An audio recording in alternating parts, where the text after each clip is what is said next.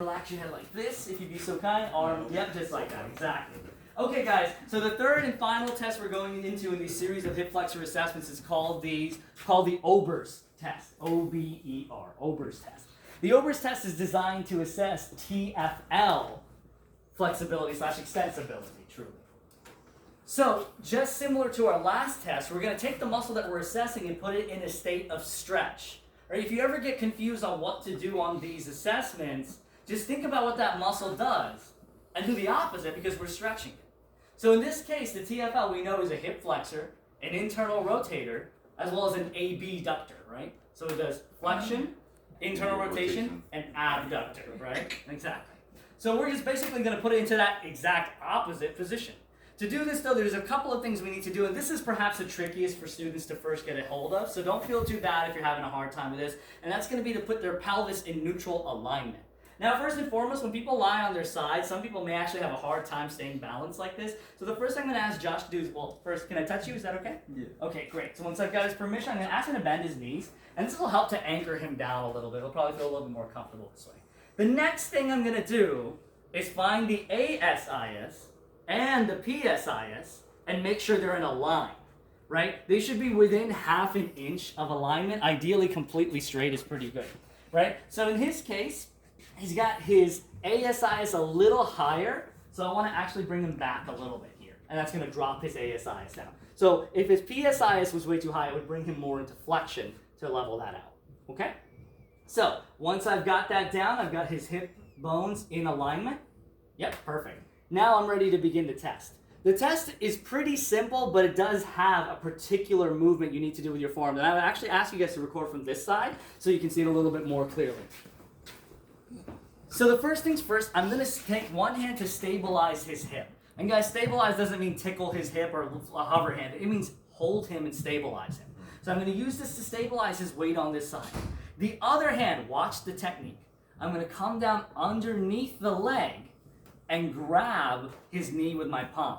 The reason you do it this way is so that they can relax their leg here. If I were holding him like this, he's going to feel like he has to do all the work. But if I can make maximal contact with my forearm and my palm is holding his knee, he's going to feel pretty comfortable allowing me to do all the work. So again, stabilize your hip, keep them here, because you can see as soon as I picked up his leg, you see how he kind of flopped backwards? Keep this in the alignment, one hip stacked on top of the other. Now the other thing to watch out for is how much you abduct them. You don't want to come up all the way up over here and do the test. You just need to keep them in a neutral position right here, knee in line with the hip.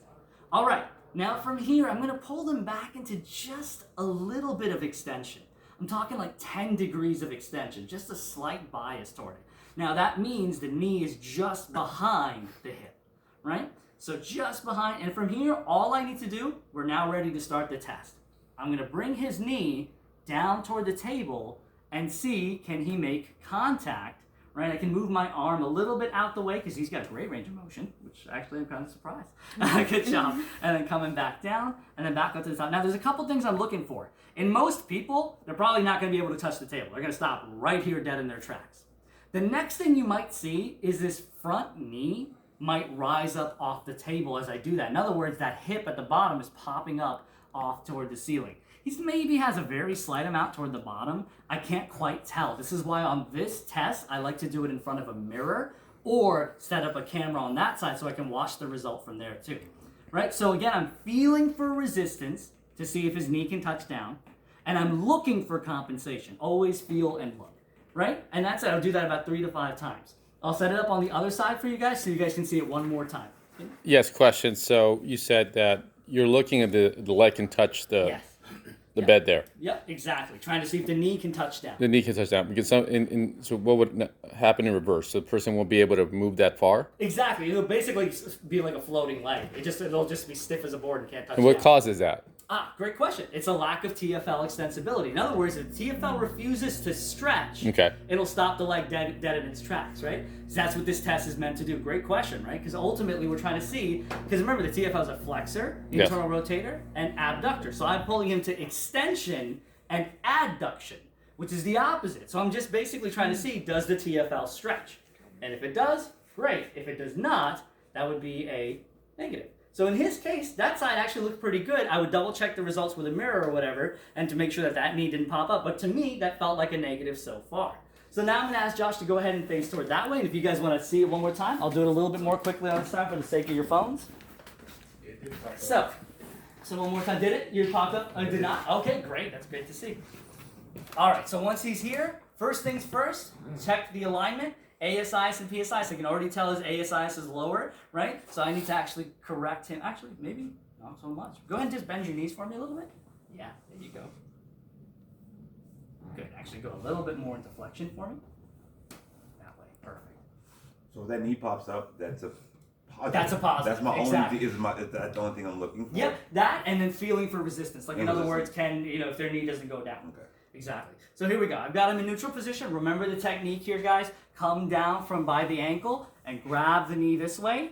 Cradle the leg, forearm to tibia, just like that. Support the hip here. Remember, again, use a little bit of force here, right, to keep them in position. So here's neutral. Remember, only just 10 degrees past that, just a little bit. We're talking about like half an inch to an inch there, right? Once I'm there, simply guide that leg down toward the table, just like this. And notice my form too, right? I'm using my knees to bend here.